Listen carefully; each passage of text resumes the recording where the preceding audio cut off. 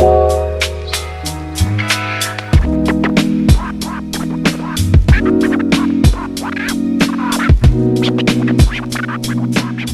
going on, guys? Reisshub back. In this video I want to go over how Letshe gets so many eliminations with the help of his trio Benji and MrSavage. So the trio drops agency, and obviously Letshe, being the controller player, gets the drum gun. They all coordinate their shields, so all of them pop minis for their individual looting paths, and then they move into the barrels in the vault for the fortress shields, then they finally break the last barrel in the vent to get up to full shields. Because agency is center of the map, they'll nearly always get first zone, which means they can spend more of their time in their POI than other players who drop at spots at the edge of the map. They didn't waste this time, however. They used it to farm up maximum brick and metal, which is a crucial part of any early game. Being center map also gives them free reign to take fights, as they don't have to worry about rotating as early as other teams would. And obviously, having an uncontested agency means that their loot is really good, and they probably have an advantage loot-wise over other teams. So the most crucial reason to why Letshe gets so many elims, and this trio's overall success as well, is their great spacing. In Game 4, the level of teamwork they have is so clear even when looking at the very minor moves that they make. As soon as Letshe hears Savage trying to take shots at enemy builds, he runs over and supports him. He sticks so close to Savage or Benji to the point where he's almost just following them around, just looking to make a play with one of them. A great example of why this is so successful is later on in the game. Benji calls that he can take an edit, and Savage and Benji immediately come over to help. They then back out of this as they don't want to overcommit. Then right after this, Savage calls that there were players on him, and both Letshe and Benji rush over and focus the opponents immediately. Because of their close spacing and quick response, Savage survives and Letshe manages to clean up all three of the other team. In Game 3, they use a launchpad into the first moving and all land and stick together, almost within one box space. They're sticking together so closely because the layer they're on is really shambles and there are too many opponents around them. They maintain this close spacing until they get into a good layer where there's not as many other players there. At this point, Benji and Savage can kind of split off and take shots back, and they can distance themselves from Savage a little bit. However, as soon as they start to get focused by another team, they immediately all regroup together and protect each other.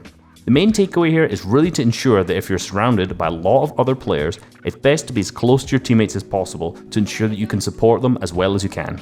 However, if you find yourself a bit more distanced, safe, and on a good layer, then it's much easier to use this opportunity to spread out a little bit more and go for more eliminations. The right hand angles that Letshe takes are really great and a key factor to his success. He really knows exactly when to be patient and when to go full aggro as well. Look at this example from a mid-game fight in Game 2, where Benji hits one of the enemy trio for 100 damage with his sniper. Letshe creeps up from underneath and sprays through his floor, hitting him for 25 white. Now most players at this point would exploit into the box to finish the player, but Letshe immediately sprays out of the box because he doesn't have any of the edits and could easily get jumped by the other two players. He drops back and sets up a right hand peek to the other player.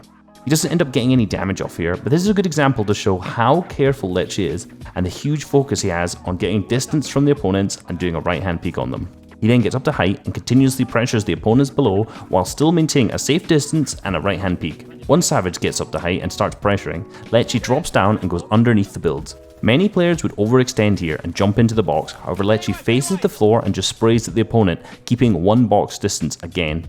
This creates a pinch where Savage is spraying from the top, Benji from the wall, and then Letshe from underneath, which gives them an easy elimination.